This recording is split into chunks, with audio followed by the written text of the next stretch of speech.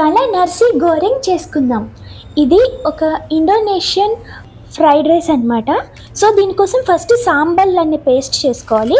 దానికి కొంచెం చిన్న పీసు టొమాటో, ఒక 6 ఎండుమిరపకాయలు, లెమన్ జ్యూస్, ఇంకా ఒక 6 లేదా 7 గార్లిక్ పాడ్స్, ఇంకా తగినంత ఉప్పు వేసి ఫస్ట్ మిక్సీ కొట్టుకోవాలన్నమాట.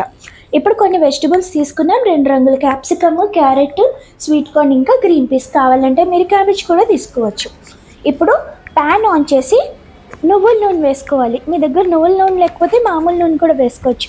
అయితే ఈ ఫ్రైడ్ రైస్కి, ఈ టైప్ నార్సీ గోరింగ్ వీటికి నువ్వుల నూనె అయితే ఇంకా మంచి టేస్ట్ని ఇస్తుంది అనమాట. కొంచెం వెల్లుల్లి తరిగినవి వేసుకున్నాను. సో ఇవి కొంచెంసేపు వేయించాలి. ఇవి బాగా వేగాక మనం ఇందాక మిక్సీ చేసి పెట్టుకున్నాం కదా, ఆ సాంబార్ పేస్ట్ వేస్తామన్నమాట. ఇది నాన్ వెజ్ వెరైటీ కూడా చేస్తారు. ఇది మనం వెజ్లో చేసుకుంటున్నాం అన్నమాట, నార్సీ గోరింగ్. సో ఈ సాంబార్ పేస్ట్ ఇందులో వేసేసి కొంచెంసేపు బాగా వేయిద్దాము. ఇందులో ఆల్రెడీ ఉప్పు ఉందన్న విషయం మనం మర్చిపోకూడదు. ఆల్రెడీ మనం మిక్సీ కొట్టినప్పుడు కొంచెం వేసుకున్నాం కాబట్టి దానికి తగ్గట్టుగా మనం టేస్ట్ చూసుకొని ముందుగా ఇంకా వేయాలి అనిపిస్తే వేయొచ్చు ఉప్పు. ఇప్పుడు కొంచెం ఉల్లిపాయలు వేస్తున్నాను.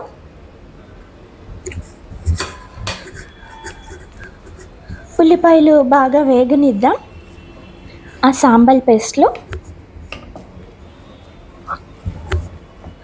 ఇవి బాగా వేగాయి అనిపించాక అప్పుడు మనం ఇందాక రెడీ పెట్టుకున్నాం కదా, ఆ వెజిటబుల్స్ అన్నీ వేసేసుకుంటున్నాం. Green peas, sweet corn, 2 colours red and ఇంకా ఎల్లో క్యాప్సికమ్, ఇంకా క్యారెట్ అనమాట.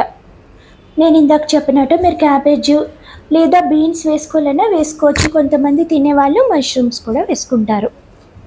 Up to you. సో ఈ వెజిటబుల్స్ అన్నీ ఆ సాసెస్ ద్వారా కోట్ అయ్యేలాగా ఫస్ట్ చూసుకోవాలన్నమాట. బాగా కలుపుకోండి. వెజిటబుల్స్ అన్నీ ఆ సాసెస్ ద్వారా కోట్ అయి ఉండాలన్నమాట.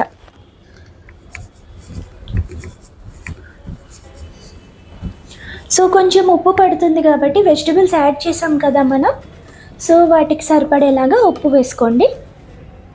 వేసి బాగా కలుపుకోండి.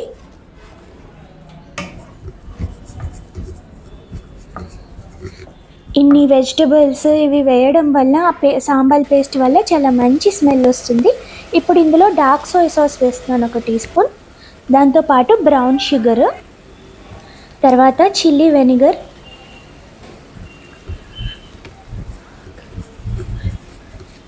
బాగా కలుపుకోండి. ఇప్పుడు సాసెస్ అన్నీ దీనికి పట్టేలాగా.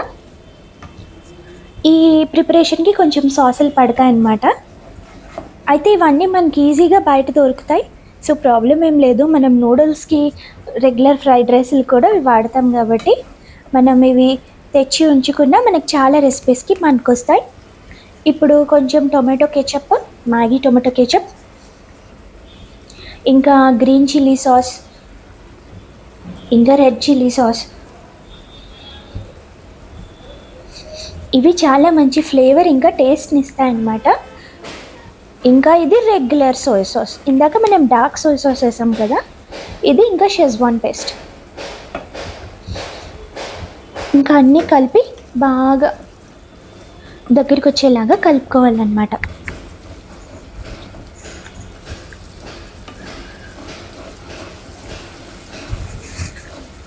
సో పేస్ట్ అంతా బాగా ఉడికి దగ్గర పడింది కదా, మనకి చూస్తేనే తెలుస్తుంది. ఇప్పుడు ఆల్రెడీ 1 కప్పు బాస్మతి రైస్ నేను ఆల్రెడీ ఉడకబెట్టి ఉంచుకున్నాను అనమాట. ఫ్రైడ్ రైస్కి ఎలా ఉడకబెడతామో అలాగ ఉడకబెట్టి ఉంచుకోండి. నెమ్మదిగా కొంచెం కొంచెం వేసి కలుపుకోండి. రైస్ విరగకుండా, పలుకు విరగకుండా జాగ్రత్తగా కలుపుకోండి. మొత్తం రైస్ అంతటికి మన వెజిటబుల్స్ సాస్ బాగా కోట్ అవ్వాలన్నమాట.